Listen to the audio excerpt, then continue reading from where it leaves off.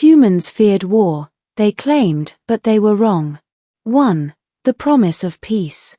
For nearly 2 centuries, the galaxy believed humanity had outgrown war. When they joined the Galactic Accord, their diplomats spoke with passion about unity, compromise, and peace. They cited the scars of their history, the world wars, the atomics, the long cold silence, and they swore never again. To us, they were reformed predators, evolved from their violent youth. They built art, music, colonies of cooperation. Their words inspired even the warlike Dravic clans to lay down their arms. We believed them. And for a long time, they believed themselves. 2. The war arrives. The first shot came without warning. The Klyrr Dominion arrived in black ships the size of continents, blotting out suns. They didn't want resources or diplomacy. They wanted erasure. Entire worlds burned before anyone could respond. Planetary shields failed. Colonies turned to ash. When the Dominion reached human space, everyone expected them to surrender, to hide behind the same words they'd always used. Peace. Understanding. Diplomacy. Instead, the humans went quiet. Not fearful. Not panicked. Just silent. 3. The broadcast. The day the United Terran Council spoke, every translator in the Accord went still. President Amora Kale stood before a field of stars, her expression unreadable. Behind her floated the blue marble of Earth. Her speech lasted only 12 words. You wanted to know if we still remember how to fight. You'll find out. Then she cut the transmission. The galaxy felt the temperature drop by 10 degrees. 4. The return of the wolf. At first, it was disbelief. Human fleets had been ceremonial for decades, museum pieces more than weapons. Then, out of nowhere, the ghosts returned. Old warships, once decommissioned, reappeared with new plating and strange heat signatures. Fleets that hadn't existed on any registry emerged from asteroid belts, gas giant moons, and deep space stations that no one knew were there. Humanity had been smiling for centuries, but underneath, they had been preparing. When asked later, Admiral Rowan of the Terran Vanguard said only, "Hope for peace. Train for everything else." 5. The first battle. The Battle of Vega Prime was supposed to last an hour. The Dominion fleet, 5,000 warships, 3 dreadnoughts, and a planet cracker entered orbit. They expected a swift purge. They met 37 human ships. Small. Outdated. Laughable, by galactic standards. And then those 37 ships began to move. The humans didn't fight like anyone else. No formations, no predictable tactics. Their ships cut across the Dominion's lines, weaving between plasma fire and magnetic mines with surgical insanity. When the Dominion fired their planet cracker, the humans caught the beam with a gravity slingshot and redirected it back into the Dominion's own flagship. Half their fleet evaporated. Vega Prime survived. Barely. When asked what the human tactic was called, Admiral Rowan simply said, "Improvisation." 6. The fear spreads. Across the Accord, allies stared in horror at the battle reports.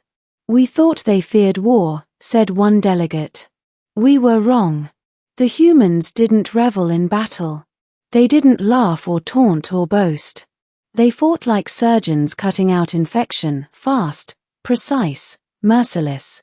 And every time the Dominion adjusted, the humans changed again. Weapons redesigned overnight.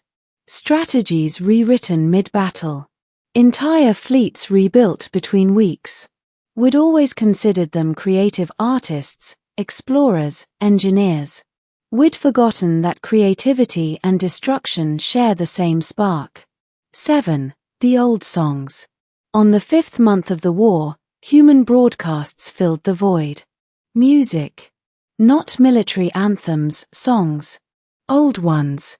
Songs of defiance, loss, and love. One of their soldiers told me, "It helps us remember what we're fighting for." When the Dominion intercepted one of their frequencies, they mocked the noise. Until the lyrics translated, "We are the storm." That phrase spread faster than any fleet. Across the galaxy, people began whispering it. Even the Dominion's slaves repeated it in secret. The humans had turned fear into faith. 8. The Ground War. No one wanted to see what humans were like on the ground. The Dominion learned the hard way. They landed on Ardea 7, a newly terraformed colony of 30,000 civilians. The first human reinforcements arrived 2 days later. 12,000 soldiers. Half volunteers. Many unarmored. They dug in. Used the land. Used the weather. Used everything. The Dominion's plasma tanks bogged down in rivers that froze overnight. Supply ships exploded without warning. Entire squads vanished into smoke and shadow. And every time a human fell, another took their place. When the Dominion finally retreated, their commander left a single report. They do not fight to win. They fight until nothing remains to stop them. 9. The Turning Point. 6 months later, the Dominion flagship Kryath Eternal entered Sol System itself. They expected a final stand. Desperation. Maybe surrender. Instead, they found Earth dark. No city lights. No communication. The Dominion hesitated, sensors confused. They approached cautiously. That's when Earth spoke. Thousands of hidden cannons rose from beneath oceans and continents. Orbital mines ignited. The sky itself caught fire. Earth's planetary AI, Gaia Prime, broadcast on all frequencies. "You've mistaken silence for surrender. Allow me to correct that." The Dominion fleet lasted 14 minutes. 10. The Aftermath. When the war finally ended, the Klyrr Dominion was gone. Entirely. Their homeworlds left untouched, not conquered, not enslaved. Just left. Humanity didn't want their empire. They only wanted peace back. When the Accord asked how they did it, Admiral Rowan's response became legend. "We told ourselves we feared war. But fear was just wisdom. And when wisdom fails, fear becomes fire." 11. The Debriefing. I attended the council meeting months later, as the Terran delegation reappeared. Ambassador Kale stood before the assembly, calm as ever. "You called us peaceful," she said. "We tried to be. But peace isn't the absence of war. It's the choice not to start one." She looked around the chamber, her voice low. "But if you bring war to our door, we will finish it." No one argued. 12. The Legacy. A century later, the stars still carry the echo of that war. The Dominion worlds remain barren not by human weaponry, but by their own abandonment. They fled so far, not even their coordinates are known. And humanity. They returned to their art, their music, their laughter. But when a new generation of recruits joined the Terran Defense Corps, they were taught a single creed. "We fear war. That's why we win it." 13. Epilogue. I once asked an old human veteran what it felt like to fight again after swearing never to. He looked at me with tired eyes and said, "It wasn't anger. It was clarity." "Clarity?" I asked. He nodded. "Peace is what we build. War is what we survive. And survival, that's who we are." He smiled faintly, watching the stars. The galaxy forgot that. For a while, so did we. And as I write this, I realize the truth.